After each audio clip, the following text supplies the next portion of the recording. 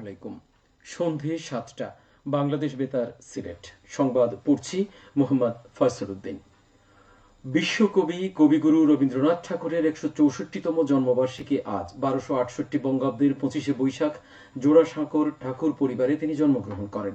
তার লেখা আমার সোনার বাংলা, আমি তোমায় ভালোবাসি বাংলাদেশের জাতীয় সঙ্গীত। সারা দেশের মতো সিলেটেও নানা কর্মসূচির মধ্য দিয়ে নোবেলজয়ী এই বাঙালি কবিকে স্মরণ করা হচ্ছে।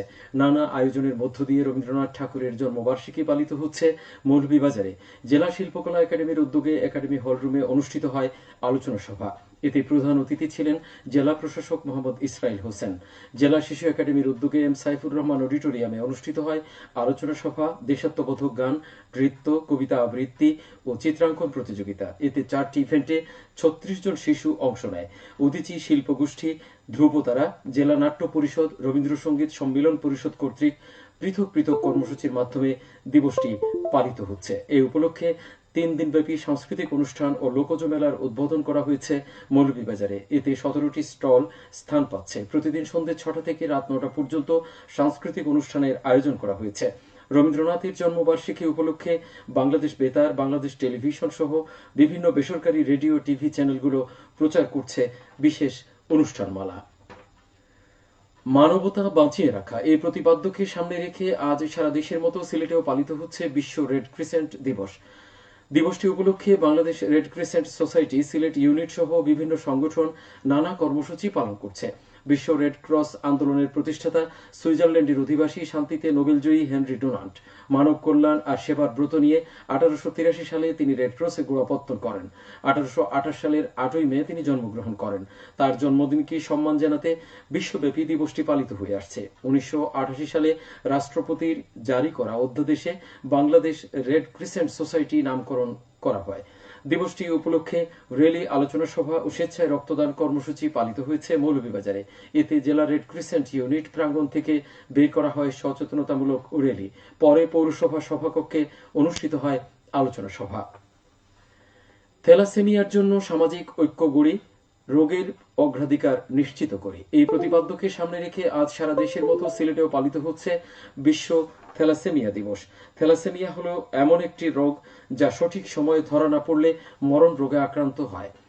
তবে থ্যালাসেমিয়ার সঙ্গে লড়াই করার জন্য প্রয়োজন সতর্কতা এবং সচেতনতা। এই সচেতনতা বৃদ্ধির জন্যই প্রতি বছর 8ই মে বিশ্বজুড়ে পালন করা হয় বিশ্ব থ্যালাসেমিয়া দিবস। এই রোগে প্রাণ হারানো সব ব্যক্তিকে সম্মান জানাতে এবং থ্যালাসেমিয়ার জন্য সচেতনতা, প্রতিরোধ এবং ব্যবস্থাপনা কৌশল প্রচারের লক্ষ্যে এই দিনটি পালন করা হয়।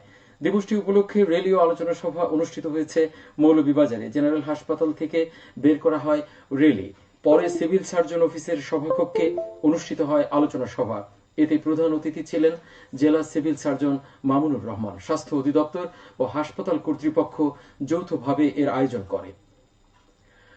হবিগঞ্জ শহরের যানজট নিরসনে অবৈধ টমটম আটক করার অভিযানে নেমেছে আজ হবিগঞ্জ পৌরসভা। প্রথম দিনেই বেশ কয়েকটি লাইসেন্সবিহীন টমটম আটক করা হয়। এছাড়া শহরে অবৈধ স্থাপনা উচ্ছেদ, ফুটপাত দখলমুক্ত করতে শীঘ্রই অভিযান পরিচালনা করবে পৌরসভা।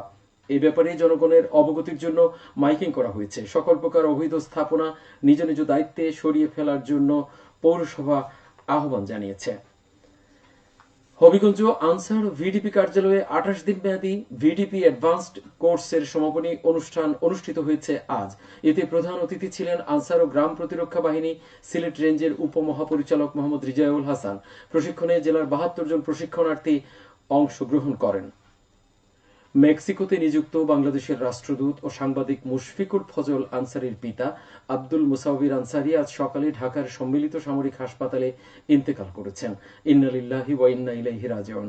তার বয়স হয়েছিল 85 বছর। তার মৃত্যুতে সিলেটের সাবেক মেয়র আরিফুল হক চৌধুরী সহ বিভিন্ন মহল থেকে শোক প্রকাশ করা হয়েছে।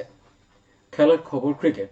সিলেট ডিএসএ কাপ টি-20 টুর্নামেন্টে আজ জয় পেয়েছে সুরমা গ্লেডিয়েটর।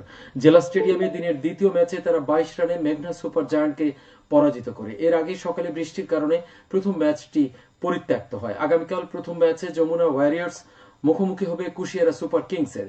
দ্বিতীয় ম্যাচে পদ্মা প্লাটুন নামবে সুরমা গ্লেডিয়েটরের বিপক্ষে। সবশেষে আবহাওয়া। রাত 1টা পর্যন্ত পূর্বাভাসে বলা হয়েছে সিলেট সহ পার্শ্ববর্তী এলাকার জন্য কোনো সতর্কবাণী নেই এবং কোনো সংকেতও দেখাতে হবে না। আজ সিলেটের সর্বোচ্চ তাপমাত্রা ছিল 34.3 ডিগ্রি এবং সর্বনিম্ন 19.8 ডিগ্রি সেলসিয়াস। বাতাসে আর্দ্রতা ছিল সকালে 44 এবং সন্ধ্যায় 74%। আগামীকাল সিলেটে সূর্যোদয় হবে 5টা 11 মিনিটে, অস্ত যাবে 6টা 26 মিনিটে। সংবাদ শেষ হলো।